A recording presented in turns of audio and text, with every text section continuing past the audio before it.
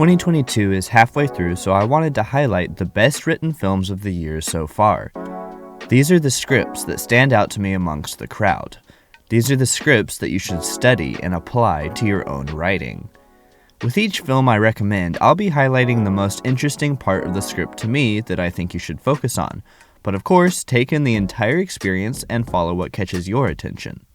I'm not talking about any films that I don't like in this list, because the goal of the video is to highlight only what will be productive for your studies.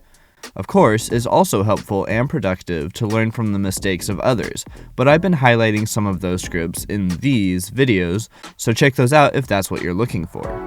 These are all the movies that I've seen so far from 2022. These are all the movies that I'm not going to watch because I think they look really bad. And these are all the movies I haven't had the opportunity to watch yet that are still on my list. That being said, this list is ranked from my least favorite to favorite. All of these scripts and movies are good no matter their ranking. Honorable mentions. These are all decent or good movies from the year in my opinion, but there wasn't anything that stood out to me as necessary to talk about from the scripts. I don't want to waste time on them since I don't have substantive things to say on them. Number 7. X. In 1979, a group of young filmmakers set out to make an adult film in rural Texas, but when their reclusive, elderly hosts catch them in the act, the cast find themselves fighting for their lives. Takeaway. Adding subtext to a genre. This film fits very tightly into the classic horror genre and even romps on stereotypical character types. There's a ton that's familiar in this movie, but it executes on it effectively with good setups and payoffs throughout, a strong tone, and good kills. What makes this script stand out to me, though, is when it goes above and beyond to add thematic subtext to the events going on. What I mean by that is this film has something to say while also being an effective genre piece. Pay attention to the elderly characters on the farm. Pay attention to the fact that Mia Goth plays multiple characters. Pay attention to the scene with the elderly woman in front of the truck headlights. This isn't a super nuanced or deep topic, but it's a solid example of going above and beyond if you're looking to fit tightly into a genre. Number 6. Bodies, Bodies, Bodies.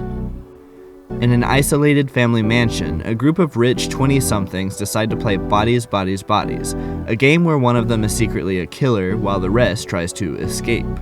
Things take a turn for the worse when real bodies start turning up, setting off a paranoid and dangerous chain of events. This film was released right on the edge of August, so I don't really know if it should be on this list, but I don't really care. This film is out already and it's fresh on my mind, so here it is. Takeaway. Keeping the audience guessing. From the first frames of the movie, it avoids over-explaining what's going on. Two girls are headed to the party, but it doesn't explain this through unneeded exposition. It just throws you into their shoes and you can pick up on it. There are 3 or 4 notable points where in an average film there would have been a block of exposition, but this film dodges that every time for more intelligent setups. Once the games begin, of course, that element of the script is expanded upon. The entire point of the game is to keep you guessing as to who the killer is, and the film never gives you any concrete answers to know from. The film builds conflict between each of the characters that unspools like a twisted web of lies. Really study the setups that happen in this pool scene before the games begin. The scene sets up something for each of its characters that it begins building on and pulling at when the games begin. Even up to the last minutes of the film, it doesn't give you the answers. If it blew its load, the tension would have not been held. Follow the setups and payoffs. Look at the conflict between these characters, and pay attention to how it avoids giving you details you don't need. It's a good movie, check it out. Number 5. Men. In the aftermath of a personal tragedy, Harper retreats alone to the beautiful English countryside, hoping to find a place to heal. But something or someone from the surrounding woods appears to be stalking her. What begins as a simmering dread becomes a fully formed nightmare inhabited by her darkest memories and fears. Takeaway. Using visual metaphors to explore ideas. Rather than opting for a lot of tightly strewn dialogue between characters, the film decides to use visual metaphors to explore a lot of what it has to say. This was a really great call for Alex Garland because for me, the weakest part of his writing craft is actually his moment-to-moment dialogue because it often feels hokey or stilted to me. Here, he strips a lot of that down and manifests much of what the film has to say through visual metaphors.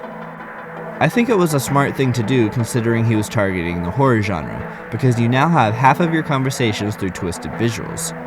Know your genre and know how to explore your topics to your strengths. For instance, if this was supposed to be a drama about the problems in their relationship, something like Marriage Story that is more dialogue-driven would have been much more appropriate. The inspired visuals he chooses has a lot to offer the film's subject matter. By instilling mysticisms and folktales into the story, there are new avenues for your mind to take the subject matter and interpret upon it. He commits to absurdum, and in my opinion, it was a better sell than most relationship movies are. Number 4. Fire of Love. Intrepid scientists and lovers Katya and Maurice Kraft died in a volcanic explosion during the very thing that brought them together, unraveling the mysteries of volcanoes by capturing the most explosive imagery ever recorded. This film is number 4 on my list, while in reality it's my second favorite movie of the year so far. But the reason it's number 4 on this list is because the script isn't the strongest element of the film, and we're taking a look at writing in this video. Takeaway: posing a new perspective. This is a documentary, so we aren't dissecting narrative structures in quite the same way that we would be normally. The film certainly holds a strong structure in which it presents the lives of this couple, but the most interesting thing to me about the script is what the artist making this documentary decided to interpret from their lives and add on top of what they already gave. There are many interviews in which the Crafts claim to be neither filmmakers nor religious. They only used cameras to aid them in their research, and all they believed in was the study of volcanoes. Sarah Dosa, the director of this film, takes the opportunity to pose the idea that they are most certainly filmmakers based upon the craft by which they documented these volcanoes. In the little moments that they captured on film in stylized way, they put themselves into their images in a way that a filmmaker does. And then while Sarah Dosa does not directly imply that they are also religious, it was a personal takeaway of mine that they are clearly devoted to this cause in a religious manner. Their beliefs are structured around the spectacle of the volcano. Their life practices are devoted to it. It's a religious cause if I've ever seen one.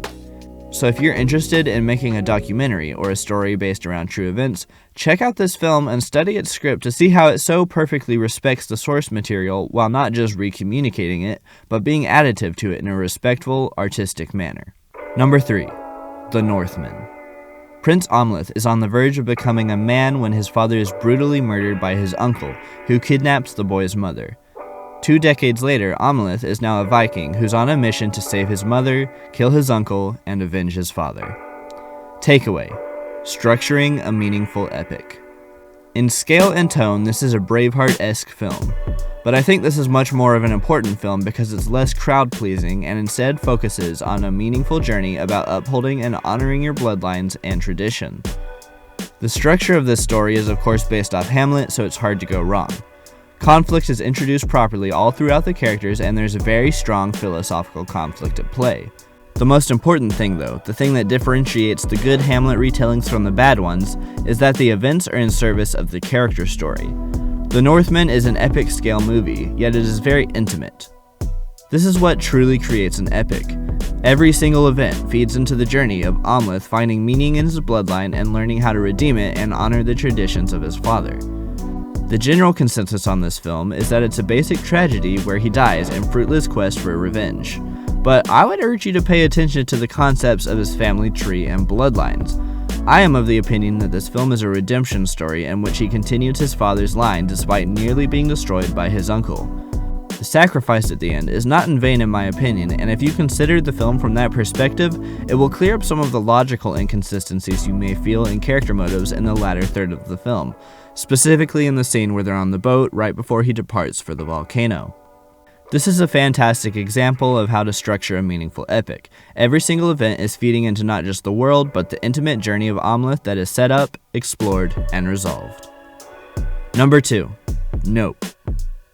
Nope is a pretty great movie and one of the tightest scripts of the year. I feel about the same as I do The Northman, so I had a hard time choosing which one would get second place. I think it's a perfect example of how to use the principle of Chekhov's gun, but I already made an entire video exploring that, so check it out here. Number 1. Everything Everywhere All at Once. An aging Chinese immigrant is swept up in an insane adventure where she alone can save what's important to her by connecting with the lives she could have led in other universes. Takeaway: the Trinity of Conflict. Everything Everywhere All at Once is undoubtedly the best written film of the year in my opinion. It's the clear standout. One of the hardest aspects for novice writers to nail is the Trinity of Conflict.